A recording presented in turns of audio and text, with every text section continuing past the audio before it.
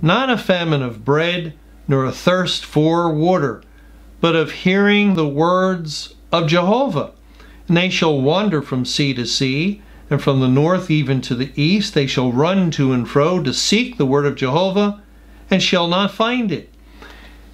So God is indicating that the Great Tribulation is a time of famine, not a literal famine of bread and water, but a spiritual famine of bread and water.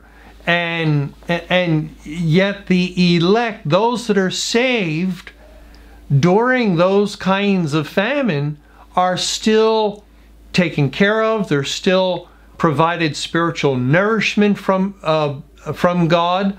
God protects them. He watches over them. And so in a sense, he is given bread of adversity and water of affliction. And at that time of the Great Tribulation, the Lord's people were driven out of the churches. And in the historical account of the prophet who dared to speak the truth, who dared to simply say to the king of Israel and all who are present what God had actually said to him. He spoke faithfully the word of the Lord, and when you do speak faithfully the word of the Lord, the reaction or response of the unsaved is fairly typical. They will lash out.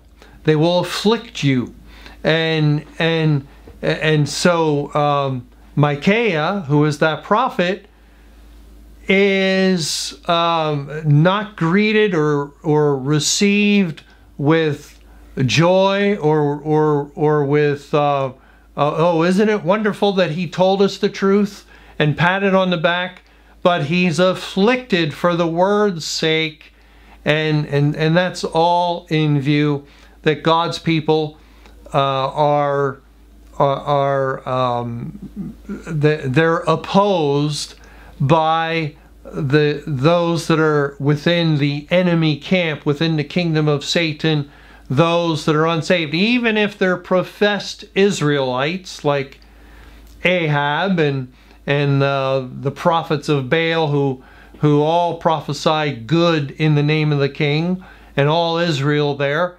No, they're still in opposition to God and His word, and sometimes the affliction comes more from the professed Christian than it does from an individual who has nothing to do with the word of God out there in the world. And so I think we can just see a tie-in with the Great Tribulation, with the affliction that the people of God experience for the word's sake during the Great Tribulation, and it would seem to relate to those verses. But thank you for calling and sharing.